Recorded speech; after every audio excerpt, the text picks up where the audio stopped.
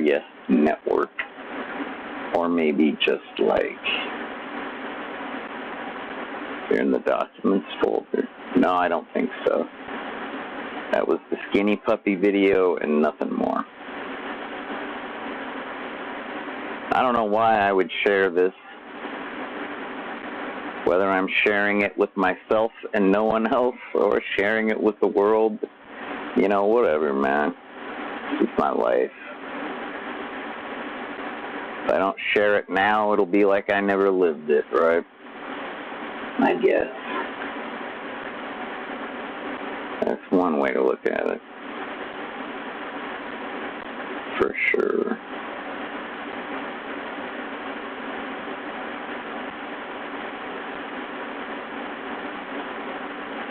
It's like, I'm not dark, I'm realistic. I'm not a pessimist, I'm a realist. Fucked up to say that, but hey man, it's my life. If I'm the one judging that it's generally gonna go to shit, gonna go to hell in a handbasket, gonna go to pot, that's like a term. I think that's like when you're cooking food, like spaghetti or whatever, and it's like the water goes to pot. I think that's like a term. Whatever, man. It's all good. It's my life. If I want to say that it's a total piece of shit, then hey, that's my prerogative. It's not my fault. It's my prerogative. You know what is my fault? It's my fault that I'm so dissatisfied with it. That's my fault. I got a pretty high standard when it comes to things like freedom and opportunity, liberty, pursuit of happiness, that kind of bullshit. It's like I have literally, typically, gone with lower paying jobs because they were jobs doing what I wanted to do, what I needed to do. It's like I have foregone the higher paying work, you know, just because, hey man, I don't want to do that work. I'd rather work for peanuts as long as it's the work I do want to do, you know. A lot of people would say, that's stupid, JJ, because all you got to do is work that other job, make all that money, and then you could, like, maybe start your own business, or you could, like, invest in some equipment and some employees and, like, blah, blah, blah. And that's when I go, you really give me too much credit to think I'm going to be capable of doing any of those things you just said. But, hey, thanks. I'll take it as a compliment. You know what I mean? That's not going to happen. But I know I see what they're getting at. They're basically like, if you pay your dues, then you get your membership, something like that. Yeah. You know, some people just wind up paying dues their whole life and never getting, you know,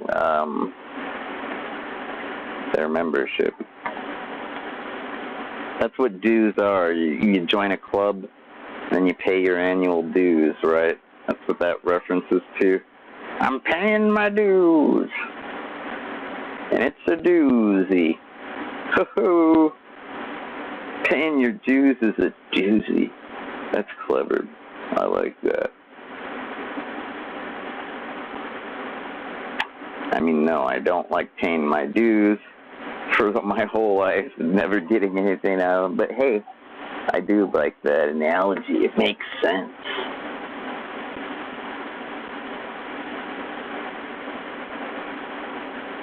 It's kind of like insurance, right? If you buy insurance and pay for it once a month or twice a year or whatever, you kind of hope someday you'll get to use it, right?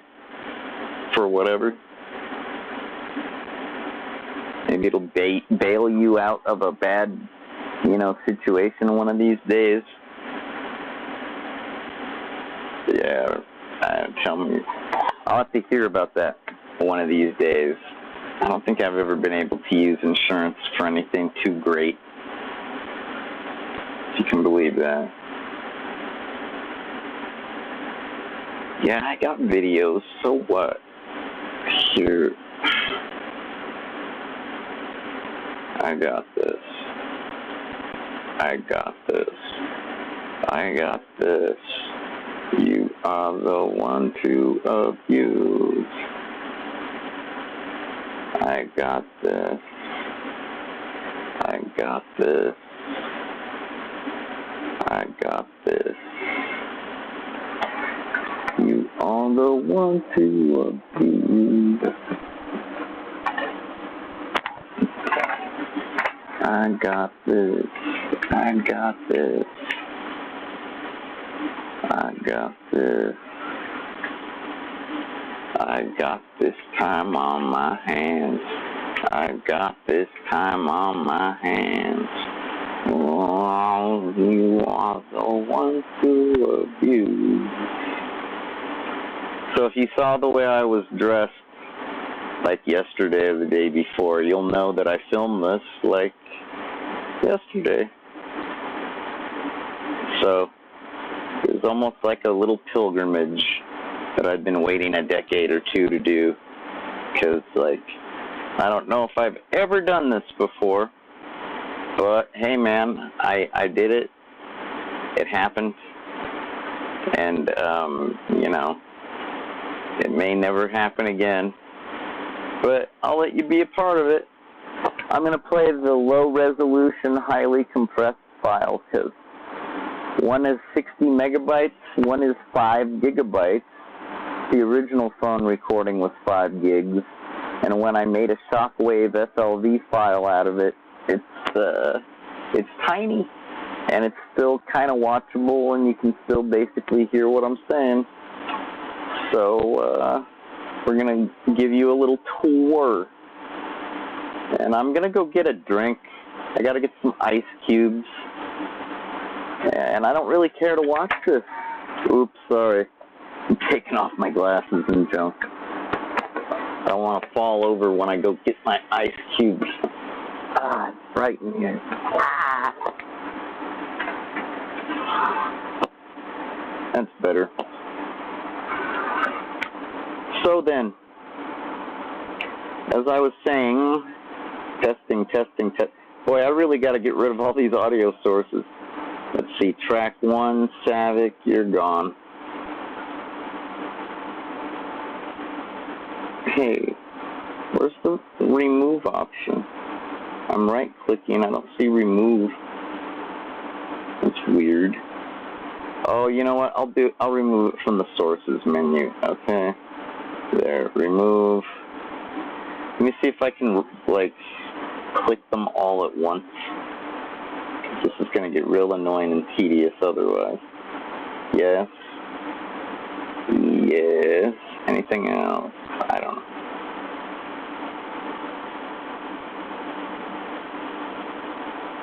Remove. Alright then. You ready, guys? This is the stupid movie. I'll be back after this. I'm going to mute my microphone now. Okay.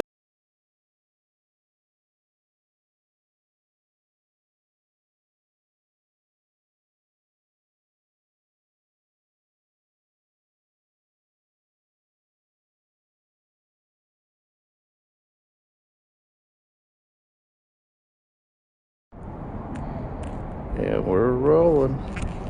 Thanks for calling the river. This is JJ speaking. Hey, yo, sorry. I didn't realize I was going to have to set it up. First of all, it needs to rotate. It's true, it does. Can't watch it like that. It'll suck. You'll be cocking your head to the side the whole time. No way to watch that. You understand? I'm dead serious. Why can't I get the transform menu? What's going on? Doesn't make any sense. Oh, I gotta hit the stop button. I only paused it. My bad.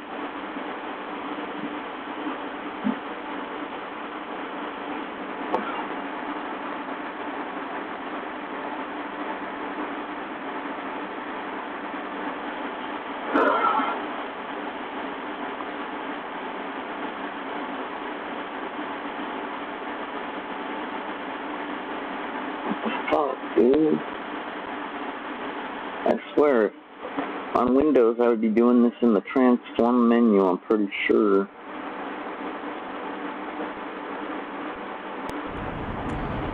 Yeah, we're rolling. Thanks for calling the river. This is JJ speaking. How can I take your phone call? Or no, how can I help you? Sorry, I was thinking I was the receptionist or customer care for a second. Yeah, sometimes I'd walk up those stairs. Sometimes I'd... God damn it, you guys. This is unwatchable if you don't, like, do the 90-degree rotation. Here, I'm right-clicking, set color, read name, remove, order. Oh, there's transform. Yay, I got it. For whatever reason. There, that's perfect. Now I can leave.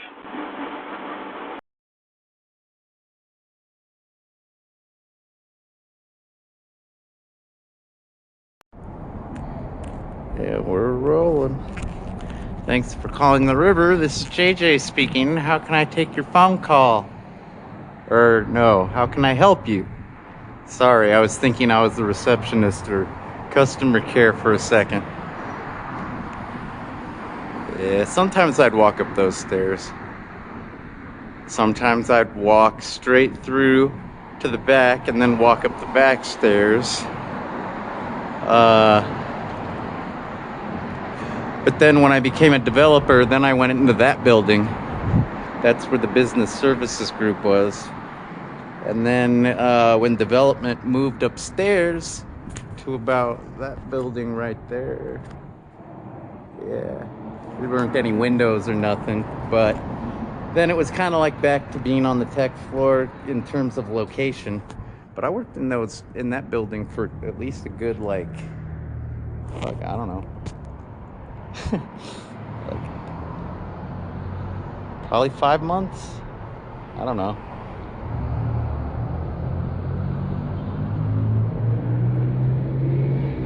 I remember there was this one time when it was after the G-Build, the billing system I was working on, had launched.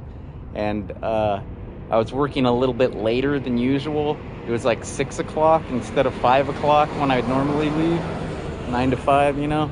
And, we have these high back chairs. It's like a typical, computer swivel desk chair, high back, good back support and neck support, springs so you could kind of recline a little bit, but usually your feet were planted firm on the ground and you weren't going to be reclining. So I'm working at the Dell, like, hacking at the code, and then I just kind of like leaned my head back against the chair with my hands on the keyboard, just like passed out. And then Tyson, the webmaster, came in and he's like, "Hey bro, you look like you're done. Why don't you go catch the bus home?"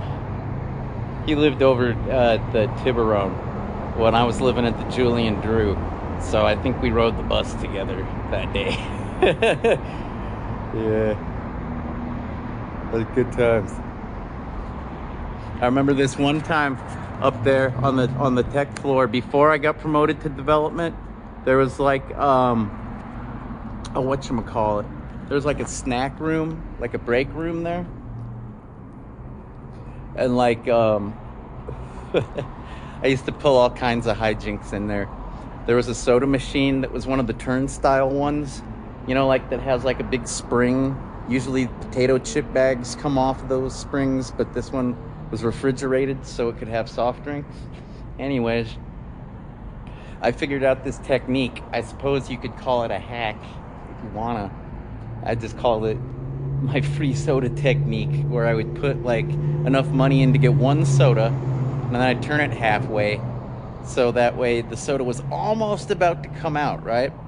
And then I'd reach my hand up and pull it out manually, and then another soda would come rolling down into its place, and I could take that one out manually and empty out the whole fucking row. Sometimes I would do that to the entire machine if I just felt like it, you know, like if I didn't have any soda at home and I was flat broke. And the guy that ran the machine, Tom Featherston, he worked in the BSG. He was kind of like business relations kind of guy, kind of a manager type. And I think that's what he did. You know, I didn't work too closely with the BSG people, but I talked to them every day. They were good people for the most part. Real business oriented, which isn't my favorite topic, but they could talk about other things, thank God.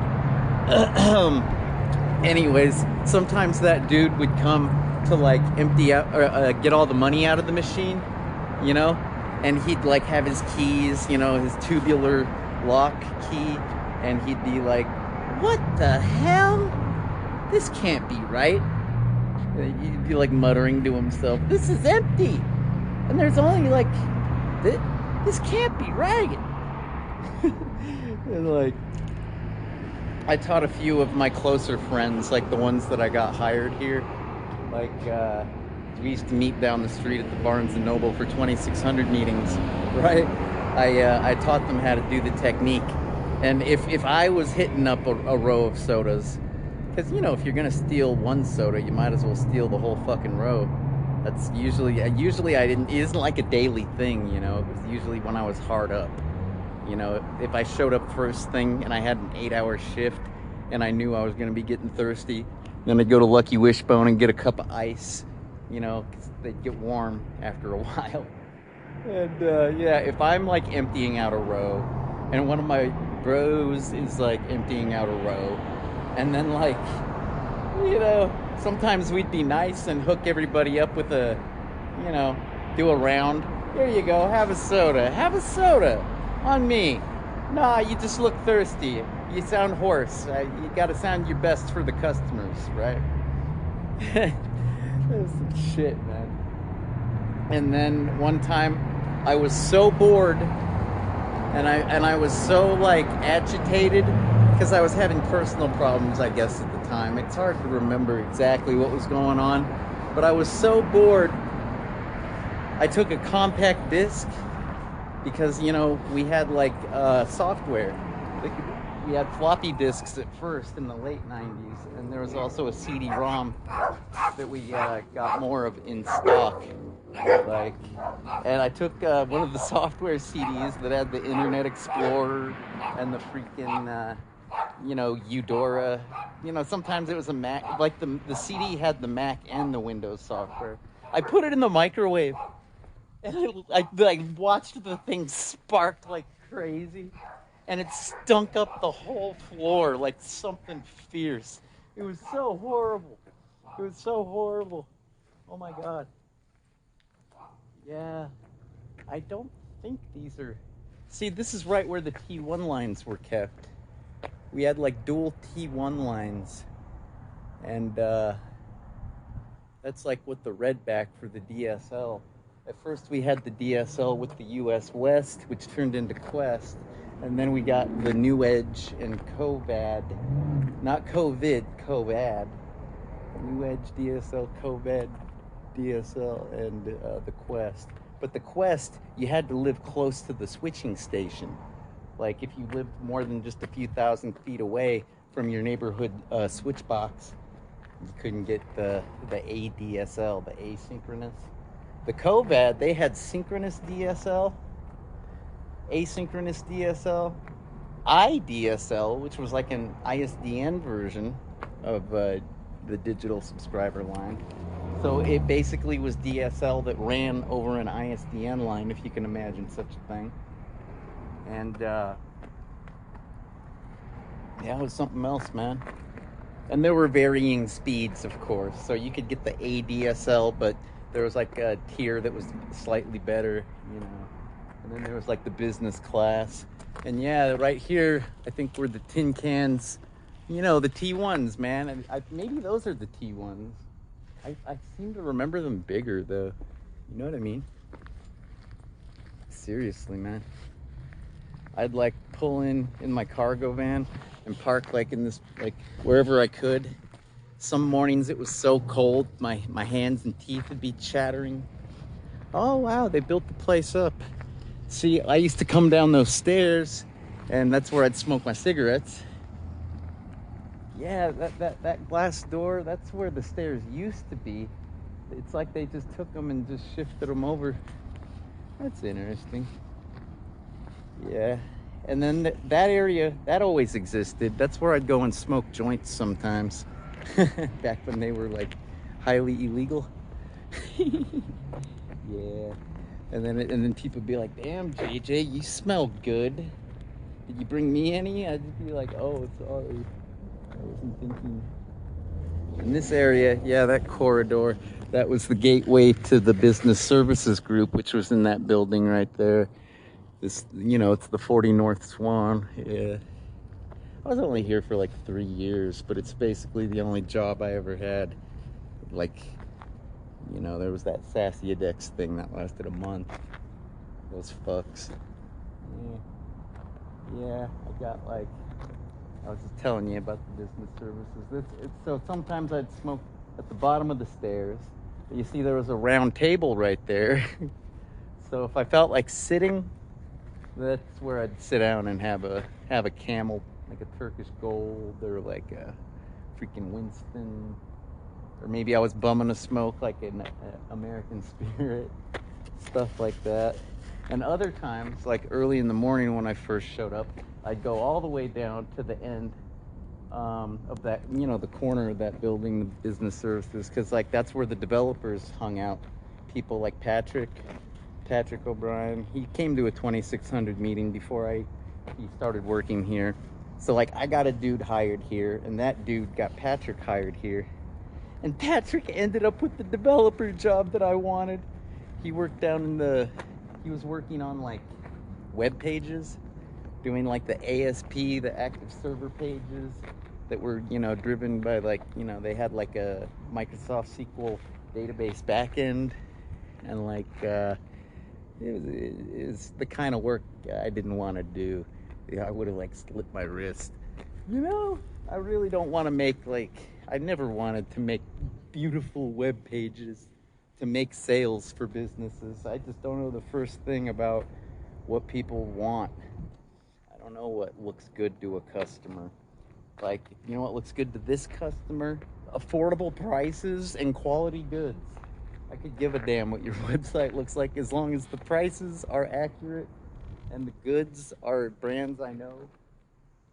Like, pictures help, but they're not even necessary. And if you can tell me if I gotta pay shipping or whatever, like seriously, man, all this like search engine optimization crap that businesses do these days, like it really just seems kind of like pointless and frivolous. Of course, they're the ones that get all the customers, so I guess it's not that frivolous. It's all good. Whatever. So he ended up doing the work that I didn't want to do. And then a few months later, I got to apply again, and that's when I got to work on the G-bill, the internal, you know, billing system, which was exactly the kind of thing I wanted to be working on. Kind of like operations style development gig. Like, I was like, yeah. I felt kind of bad for Patrick, because by the time I got hired, he looked burnt out. He was just like, hey, bro, how's it going? I'm like, I got the job. He's like, congrats, man. I'm real happy for you. I know I felt bad when I got this gig because I know you wanted it. And I'm like, well, dude, after seeing what you have to do, you know, it's just like, I'm not really a Microsoft guy, you know? Like, you got to work on those active server pages. And I mean, I had to work on a SQL, you know, the Microsoft SQL server as well. Yeah, I mean, that's not that much different from any other database, you know, a MySQL or just about anything. Postgres, yeah.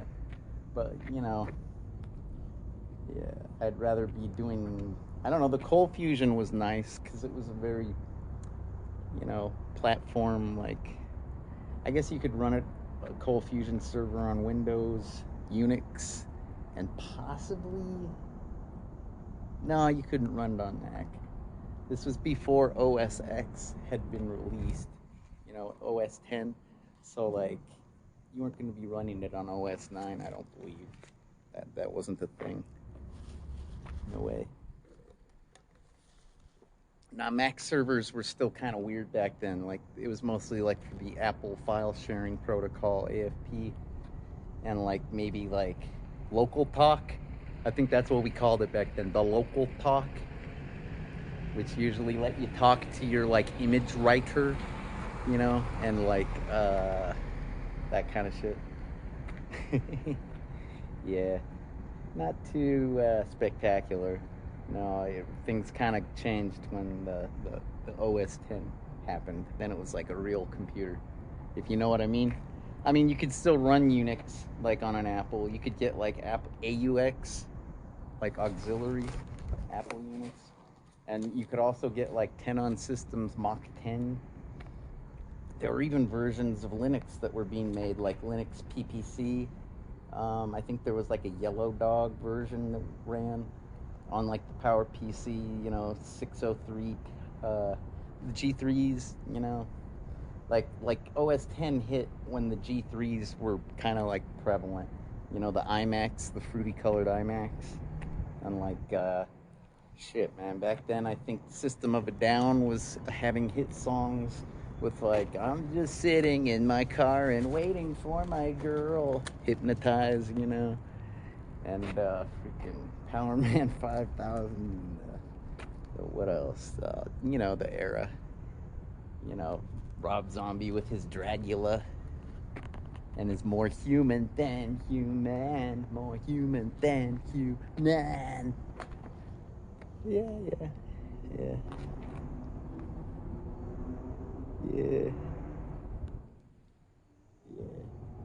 I remember this one time, that area that I was talking about up there where the tech support is, right?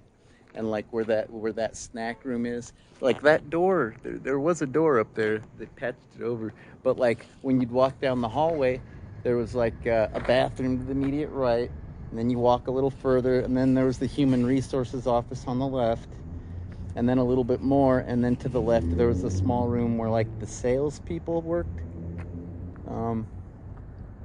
And, like, I guess sometimes they did billing in there as well.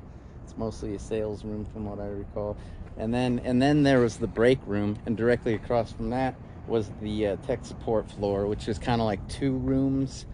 Well, at first it was one big room, and then they added a second room, and that's when they were getting a lot of calls once they got the DSL. They got a lot more customers when they got the high-speed service to provide, because, when I started, it was just dial-up. Well, it was just dial-up, but the Quest happened practically the same month I got hired, I believe. Or, the sales picked up because, like, they extended the distance. It was like 1,000 feet away from the switching office, or switching box at first, and then it got lengthened to, like, 2,500 feet.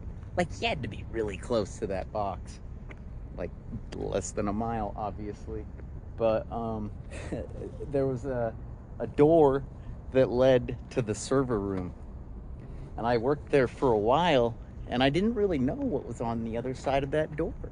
Like, sometimes I'd be sitting right next to it. Like, I think the very first day I worked there, I was at the terminal. I sat at a cubicle all by myself because I'm shy and I didn't know anybody. So a lot of the cubicles were like rows, right next to each other. But there were like two that were like kind of singular if you wanted to be a Lone Ranger or if you showed up late and that was all that was available. And, like, I didn't know. And then, like, one day I got to go in there and hang out. And I was like, this is fucking rad. This is like a space shuttle up in here and shit. They had the KVMs, the rack mountables, the air conditioning was always blasting full blast, like, and it was pretty much one wall of tech. So, like, you had one wall where there was, like, nothing, maybe, like, a chair. And then, one wall where there's just, like, rows and rows and rows of servers. And I think they had stickers, like labels that said the name, like the domain name, the subdomain. Like you'd see one that said Pantano, and then you'd see another one that said Styx, like the river in hell, the Styx River. And then there was the Nile, because they had like a river theme. They were like the Well, but more rapid. You get it? Because like the Well in San Francisco, it just sits there. It's the well of information. But the river is rapid. Yeah.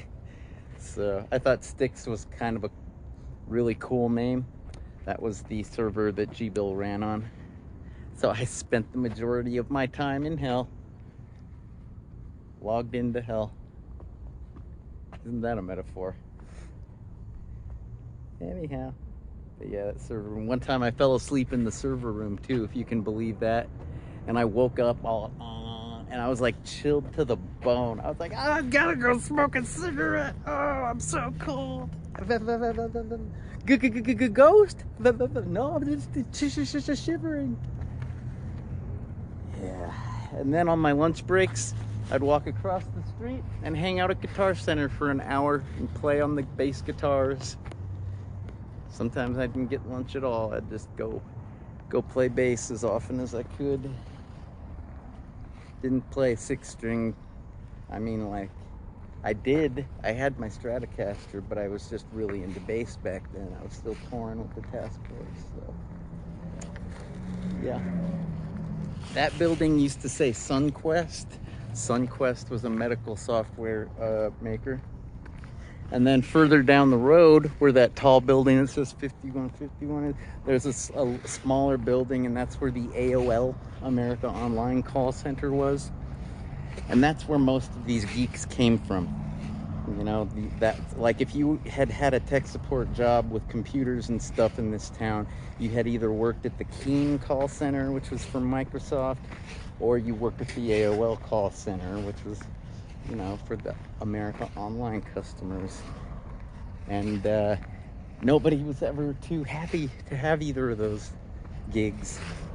Everybody was really happy to work at that place, that Rapid River. They were like, oh, this place is heaven compared to AOL and Keen, man. This is just like a godsend. I really need this job, blah, blah, blah.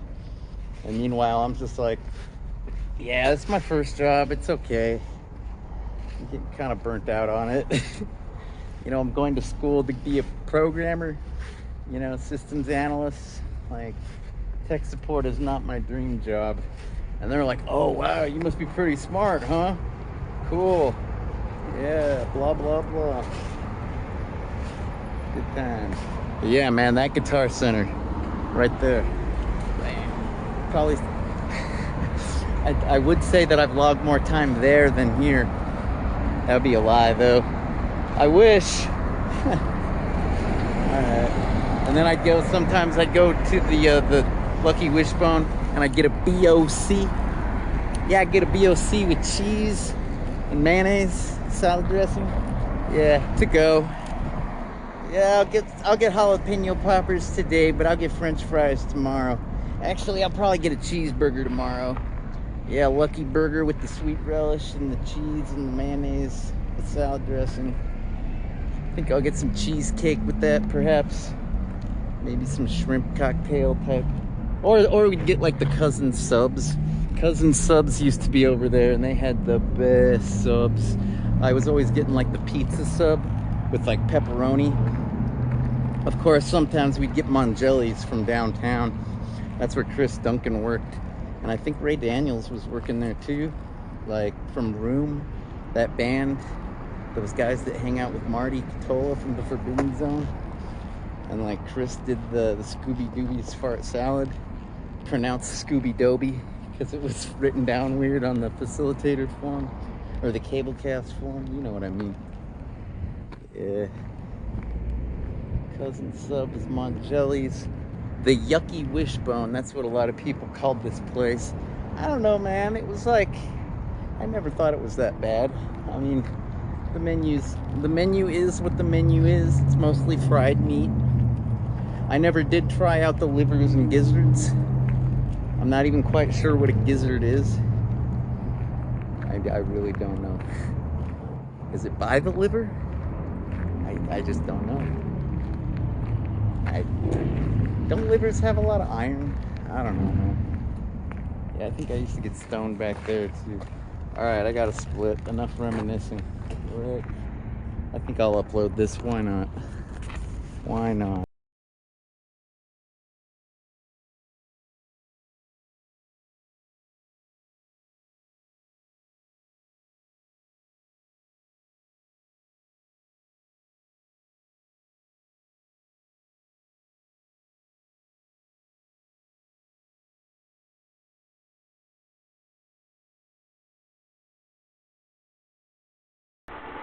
Hello.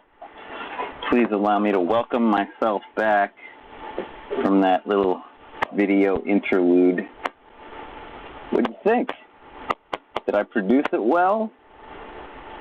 Did I star in it well? Did I live my life well? Tell me, what do you think? What did you just say to me? What do you mean stupid and pointless? Those stories weren't stupid and pointless. That's my life. My life is not stupid and pointless. Thank you very much. I mean, look, I know a lot of those stories had to do with me falling asleep at work and stealing things, pulling pranks, killing time smoking cigarettes, talking about music, running across it. Yeah, okay, so what, you think it's stupid and pointless because it sounds like I didn't want to be there? Dude, that was basically my dream job, if you can believe that. I mean, I was going to college to have that job, and I didn't even have to get my degree. It's like I got a shortcut. It's like I entered a cheat code, and it's like, oh, you're going to school to be a developer? Bam! You're a developer. Have a nice life, right? So it's not stupid and pointless. That's not the right words. It's more like, I don't know, it's more like sad and hopeless. That's more accurate. Granted, I think that stings a little worse than just stupid and pointless. That almost sounds funny, like Beavis and Butthead. I mean, I know I was smiling the whole time in that video, but it was mostly because, well, there's like two reasons. It's basically a happy thing, kinda. It's bittersweet. Yeah, I don't really want to go into the history of anything, but let me tell you what it was like, what it felt like, okay? It's like I felt like an important big man that got Employee of the Month more than once, and also, you know, that's, everybody was very grateful to me because I worked on the billing system, and if they had a bug to report, or if they wanted to request a feature to implement, I got this shit done. And everybody was like, high five! I'd be walking down the hallway just like, okay, so if we iterate the function, at least like, here, it'll be it. If I'm like thinking about the code on the way out to smoke a cigarette, and people are like, JJ, high five! I'm like, hi, what's this? What's this for? Dude, you fixed it! Thank you! Did you get my email? Oh, I haven't checked. I'm sorry. I'm working on this problem. I think I got it, but I just want to ruminate on it while I'm smoking a cigarette because got to get away from the computer every once in a while, you know, to really get your logic going, you know. If you rely on the computer for your logic, you're never going to be logical, right? We didn't have AI back then. So, yeah, it's not a bad thing to reminisce about being a big man that everybody loved, and I was like a champion. But at the same time, okay, yeah, I didn't want to be there. I just can't conform to a schedule. It's really difficult for me. It always has been. You guys know I'm learning disabled. It's like I'm gifted learning disabled. You know what that means? I didn't know what that means. It took me a long time to understand what I was. Basically, I don't learn my lesson. It's like, you know when bullies bully you to teach you a lesson? Yeah, when life bullies me, I don't learn my lesson. I just stayed the way I am, all fucked up. And then life just beats me up some more. It's like as if it's a Korn song, you know, and life's gotta always be fucking with me. Can't it just chill and let me be free? You know, but it don't. And just like it don't let me be free, I don't learn my lesson. So, but at the same time, I'm gifted because there I was, 17 years old, working tech support. By 18, I'd climbed the corporate ladder and started doing the job I really wanted to do, the development in a nice network environment, you know. It was totally badass. I was fixing security bugs, implementing features. Like, you can see the GBill code on my GitHub. It's one of the many things. And, like, that is a backup copy that I found on a CD-ROM that I burned, like, early on in the project. And by the time they laid me off, man, all that code that's on GitHub was totally streamlined, commented, functional as fuck. Like, I had, like, totally debugged the hell out of it, you know? When you're a programmer, there's always, like, you always got to catch things. You really do. Otherwise, you're just going to be fixing bugs all the time.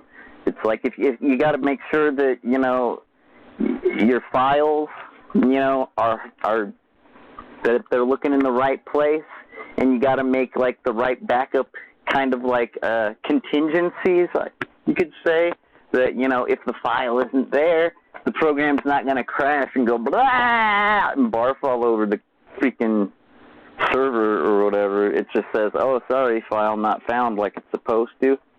Yeah, well, you know, all those little things, it's just like a bunch of tedium, and it's cool. I like that tedium. I got really good at it. I had, like, copy and paste freaking notes. I knew when to copy and paste what, you know, from what script and what, like, I wasn't even, like, keeping a notebook. I would just say, oh, yeah, I could take that from this file, you know, because it was, like, zen with the code, man. I was, like, blonde, brunette, redhead, and it was more than just cold fusion. Like I said, it was Microsoft SQL. It was the send expect scripts that we used to communicate with the servers. So, like, if you needed to, like, do console commands, like to change a password, or to add a user, remove a user, etc., those were done basically like an automated human. You know, send expect is like, you know, when you connect via SSH or Telnet, whatever the case may be, you expect the console to say, you know, welcome to the system, type in your username, type in your password, and then you see your login shell, which, you know, may consist of a $sign or a hashtag looking pound symbol, and it might say the name of the system, or perhaps the variety of the Unix that you're working with, whatever, man. Might look like a DOS prompt, might say what version of Windows you're running, and then say C:/ whatever letter drive you're in the middle of. Exactly. You know what you're going to see, and you know what you're going to send, and that's why it's called send expect. And, you know, unless a hiccup occurs, like, you know, let's say the hard drive is full, so therefore it's not acting like normal. Instead of doing what it's supposed to do, it says, sorry, a file system is full, please make space. You have to expect that. That's like contingencies. So, you know. And at first, I wasn't too good at that. It took me probably about, like, 3 months of focusing on, like, all of my employees. Every employee, I listened to them. I didn't tell them, oh, I'll be with you, and, you know, I didn't put their emails, like, in a special folder that I never looked at. Like, I dealt with them immediately because, like, my boss wanted me to, and because I was willing to. Like, if I was in the middle of, like, some big project, But I got an email from one of my employees. Bam, big project's on hold for a minute. I gotta talk this out with the employee. We're gonna go have a cigarette. We're gonna fucking talk about this problem. I'm gonna see like what the ideal situation would be versus what they're experiencing now. And that was fun, dude. That's a way different kind of socializing. Like when you're a tech floor person, you're just one of the gang, you know? And I was kind of like a little fish in a big pond in the tech department, but in the development world where I was like, it was basically me and my boss doing most of the programming. Poor Pat got like, I think he got laid off too. He's a grown-ass man. Like, a little bit older than me. He cried that day. I saw, like, his beautiful blue eyes. He's like O'Brien, Irish man, kind of dark-complected, but had blue eyes. He's like, oh, hi, JJ. He was always a really, really nice guy. You know, scrawny, but taller than me, kept the goatee. Sometimes wore, like, one of those flat, kind of like, you know, Scotty kind of, you know, like one of those, like, one of those kind of caps. And, like, he had me over to his house before he ever worked at the ISP. And the day he got laid off, he was like, does this really need to happen? This is really great. I like programming. Can't we work this out? And, like, he's cleaning out his desk. I'm like, I'm sorry, dude. This totally sucks. He used to work with, you know, the webmaster in that BSG room. Well, and I'd be, like, upstairs working on the billing program. Because, like, it just got too crowded down there for all us developers, you know? And at some point, they just didn't have that many customers anymore. Like, the business customers that needed the websites and crap. Like, yeah, all the programming had been done, and there were no new customers coming in. So he's, like, laid off. It sucked. And then he came back to work on the tech floor. And he was happy to have that job. And he admitted to me, he was like, you know, I didn't see myself coming back to the tech floor, but this is great. You know, that day I got laid off, you know, that was like, it felt like I was getting killed or dying. You know, it was like the end of everything. But, hey, I'm just back on the tech floor, just like always. Because he'd worked at AOL with that 2600 dude that I was telling you about. So, like, anyways, that was just kind of like just some of the drama of what it's like to work. You know, to be an expendable, soup is good food, makes a good meal, how does it feel to be thrown away like a piece of trash out in the cold? Yada, yada, yada. Whatever, man. That's life. Pick yourself up by the bootstraps and get yourself a new job. You know, that's a Baron von Munchausen reference. Picking yourself up by the bootstraps. And yeah, when your code has to bootstrap in order to boot, you know, your system, that's also a Baron von Munchausen reference. But you knew that already. Yeah, and you know why I was smiling in the whole video? Like, that was a 20-minute video, and you must admit, I was smiling more than you'd probably seen me smile in, like, months, right? Dude, I was just thinking of, like, all the work that I didn't have to do. All the scheduled hours I never had to show up. That shit was rough. Dude, it's so worth it to just be, like, I think it's horrible being poor. It's incredibly disappointing watching, like, everything go to shit because of whatever reason. But it's like, hey, it's better than having to conform to that bullshit.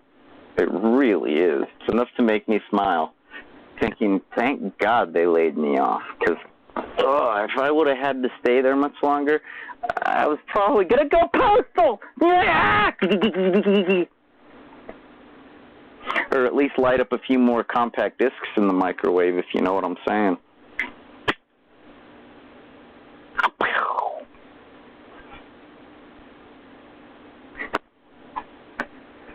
I'm a loser, baby, so why don't you thrill me? I'm a boozer, baby. don't you thrill me. It's not easy to do. I've seen it all and done it all. And it was before I was even in my 20s. No, I don't know, man. I don't know if I'm that cocky. I'm not going to say that. But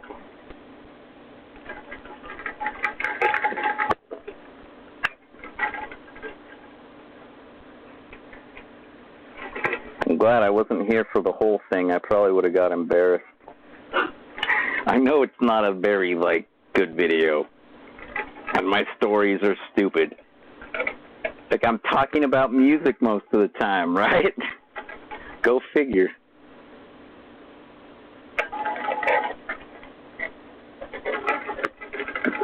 That's pretty normal. To be a person that, is good at something, and so that's your career, but really your passion is something else. That's pretty normal. A lot of people are like that. And it's considered a balanced life, and it's an admirable quality and something that people look up to and wish they had a lot of the time, because at least if you got a balanced life, you can pay your bills and still pursue your passion. Whereas if you're just pursuing your passion and can't pay the bills, you're not going to be able to pursue your passion very long, are you? And vice versa, if you can't pursue your passion because you're too busy, paying the bills. See, it is a balancing act, and you're lucky to have it, and it is an admirable thing. But hey, guess what? It wasn't good enough for this learning disabled gifted kid. Have a hard time with the schedule. It was so much work. And the funny thing is, I had a tardy sheet that must have been 2.5 pages, and these tardy sheets, they're just like one little line, like where you autograph, and say, yes, I showed up late. You basically confirm your own tardiness, when you show up that late. You're supposed to be there at 8 or 9, somewhere in that vicinity, in that time frame. And when you show up at 1 o'clock, 2 o'clock, 3 o'clock, and everybody's getting ready to leave, and you're just clocking in going, I guess I'll be leaving with the tech crew at 10 p.m. tonight. Sorry. I'd take my fiance to the emergency room. She was having seizures again. We were there all night. I'm sorry. You'll forgive me, right? You're used to it. Yeah, okay, I get it. Ha, ha, ha. Look, man, I'm sorry my life is chaos, okay? I don't know why. It's kind of always been this way. And, so I didn't get fired. The tardy sheet was basically irrelevant. It was there to make me a nervous wreck. I saw that when I filled up my first page of tardy entries, the first 50 times I was super late to work. When I filled up one of those, I was just face palming, oh my God, I'm not going to keep this job much longer. I can't be doing this. I gotta get my act together and learn how to show up on time consistently. Why does this happen to me? Why can't I just be normal? And then when I filled up my second sheet of 50 or whatever it was at that point where I'm just kind of they're used to it. I'm not going to worry about it, because if I worry, I'm going to get another stomach ulcer like I did when I was I've told you guys about the peptic and antral ulcers. Yes, stress is a contributor. I know we've all heard about the H. pylori virus bacteria thing that causes the ulcers. But guess what? That thing, the H. pylori, guess what? It feeds on stress. It just sort of, it gives you an ulcer that much quicker, very quickly if you feed it. And it feeds on stress, so. Probably like bile. When you're stressed out, you're all bile produced. Oh, I'm so stressed. Oh, God. You're just filled with bile, and that H. pylori is just gnawing away at your insides. And next thing you know, you got an ulcer because you're too stressed. That's how that works. Like, there's always a scientific explanation that the nerds are ready to rub in your face and say, see, so ulcers are not caused by stress. It's like, have you fully researched this? Because I'm pretty sure that virus or bacteria feeds on stress. Why don't you do some laboratory tests and let me see the results when you're done? Tell me if that fucking thing feeds on my stress. Well, how can it feed on stress? That's an emotion. Because the stress makes me produce bile, you nerd. Now get to work. And clean your lab coat. You look disgusting. And wipe your glasses. They're all smudgy and you fucking pencil neck geek. I'll give you something to compute. Fucking hack your box. Hack your mom's box. Fucking dork. Spoken like a true gifted, learning disabled kid. I really am a people person.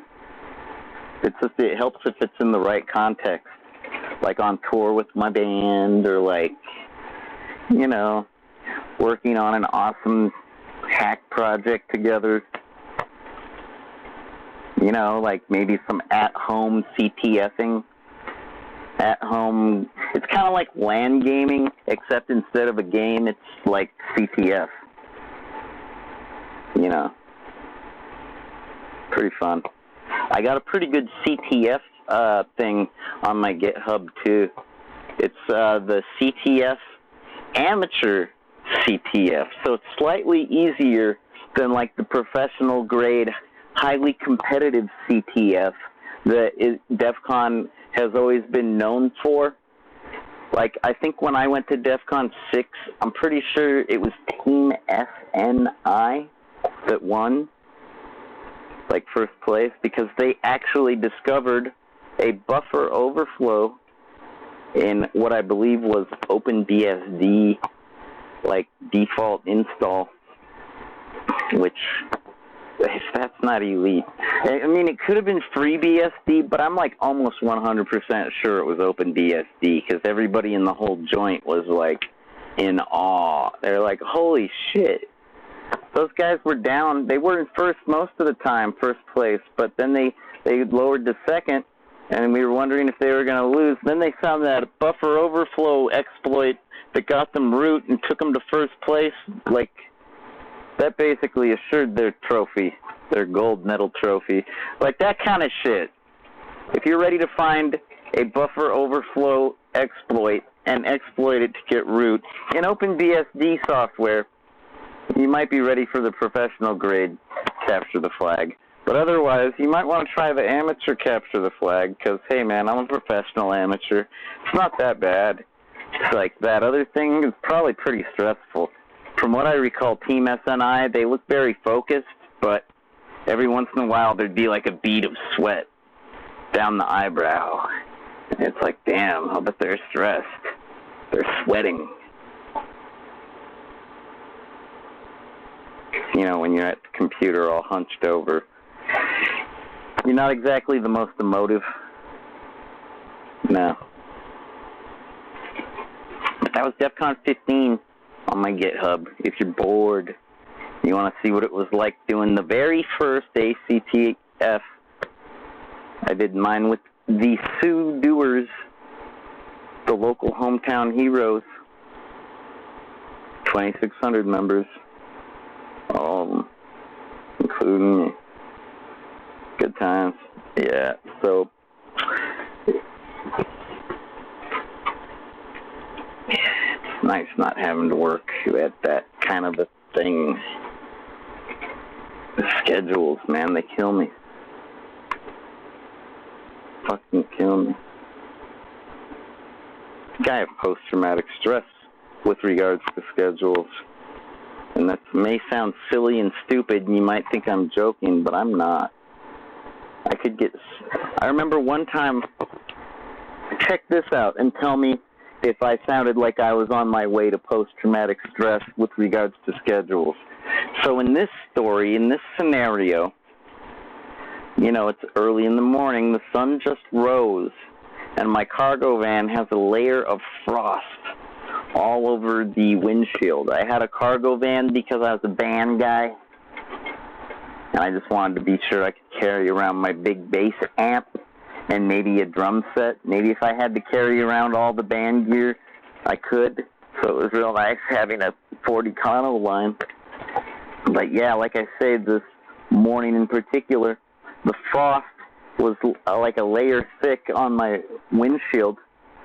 And I was calculating that I was going to be late if I didn't leave right then. You know, it was like fucking 8:30 in the morning.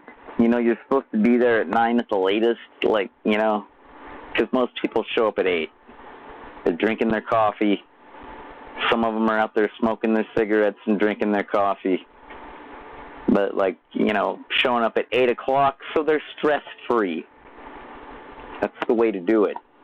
Me, it's 8:30, totally stressing out. Oh, God, what am I going to do about this frost on my window? I got to get rid of it now. I'm like, what do I do? Like, do I use a credit card? A nice piece of plastic to scrape the frost off the window? Gee, that would have been smart. I don't think I had a credit card at that point. I think I was pretty much just like a paycheck dude. You know, bank account guy without a debit card, if you can believe that. What else? Oh, I don't know. How about the defrost? Couldn't you just start your van and turn on the defroster and heat the windshield that way like most people do? Yeah, first of all, I didn't have the time to sit there 10 minutes and wait for that to happen. And second of all, it wouldn't work anyways because, like, my van, it didn't have air conditioning and it didn't really have a heater. I mean, you know, heat comes from the engine. Like, you got to warm up your engine. And, like, you know, it was first thing in the morning, totally cold engine. Like, that wasn't going to work. Like, your car probably has, like, a heat. It probably, like, heats up. This van was very, like, manual. There was no power steering. Like, the gear shift, the manual transmission, it only had 3 gears.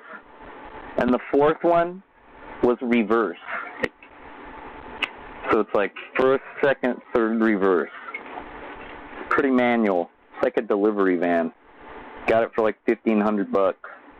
Served me well, you know, for the most part. But, man, guess what I ended up doing? You're not going to believe this. I couldn't figure out what to do, and I was so stressed. I was freaking out. I was going to be late for work again. And this was back when I was like, when I hadn't filled up my first tardy sheet. So I'm trying desperately not to be that guy. And like, the only thing I could think to do, I had like this metal rod that I used to prop up the hood with, you know, when I had to like do under the hood stuff. And so that's like the only thing laying around that I could think to grab. And I just scraped all the frost off with that.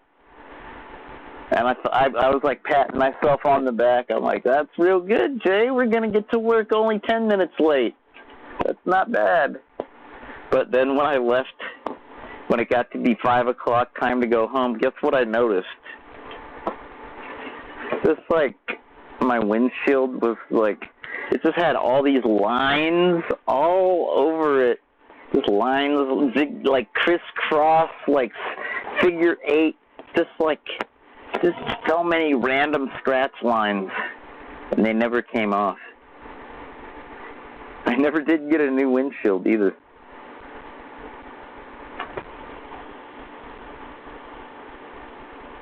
Yeah. Who needs nice things? When you're too busy freaking out, it's like getting post-traumatic stress at like 17, 18 years old over schedules. Go figure. I don't think you know what it's like to be a little kid with asthma that like turns into bronchitis every time you catch a cold. and like all the school that you miss because you're just way too sick. And then like I had the bad hip, the osteochondromatosis mixed with the osteomyelitis, which was probably more akin to leg perthes, if you know what that is. It's like I never did get that habit. The whole, you show up on time because you know how to have a schedule. I just never got it. It's become ingrained. There's a lot of things that didn't get ingrained with me, like patriotism. I'm more patriotic now than I've ever been in my life, if you can believe that. You know what makes me patriotic? The thing that makes me patriotic is I'm always talking about freedom, liberty, and justice and the pursuit of happiness. And I'm always pointing out when that's a difficult and like when these things don't link up. When it's like freedom, liberty, justice, the pursuit of happiness, when you can't get those things because life's gotta always be fucking with me, can't it chill and just let me be free? I mean, seriously, the Constitution was written specifically to avoid, like, tyranny. Like, you could say, oh, but those guys had their heads up their asses. I mean, they had slaves, for God's sake. And it's like, you don't understand, they were looking to the future. I don't think they were very proud of themselves. There's a lot of things to be ashamed about, sure. I mean, George Washington had wooden teeth, for fuck's sake, okay? It's like, he's like, wooden teeth, cutting down cherry trees, hell, I might as well have slaves while I'm at it. You know, that kind of shit. It's just like, look, I'm trying to make a free country where people don't have to live under tyranny. I'm going to take a few shortcuts if I can, because everybody else back in Europe was doing it, and hey, man, we gotta start with something. So, yeah, you can choose to think they're hypocrites. I choose to think they were looking to the future when they were being hypocrites. If you know what I mean. They were paving the road, laying the way for us to have freedom and liberty and justice and the pursuit of happiness and not have to be competing so hard we're at each other's throats, you know, barely making ends meet, you know, like, that isn't why they ran away from Europe. No. They were trying to start, like, some kind of a place where you could be free. Why's life always got to be fucking with me? Can it chill and just let me be free? And then I get raped and another thing is taken from me. Sorry, that's the Korn lyrics, you know. They wrote them, not me. But it's kind of like that. Except rape is a pretty strong word. I guess if you've been raped already, and you know what that's like, I guess you can use that as a metaphor. I guess you've earned that. But seriously, don't go throwing around words like that when you don't necessarily have the experience to justify it. Or back it up, you could say. Once you've paid your dues, hey, you've got your membership. You got your membership card. But, you know, it's not easy paying dues. And sometimes your membership card gets lost in the mail, if you can believe that. I know mine did. Oh, what are you a member of, JJ? What do you got? You think I'm a rebel without a cause? I'm more like a member without a card. If you can believe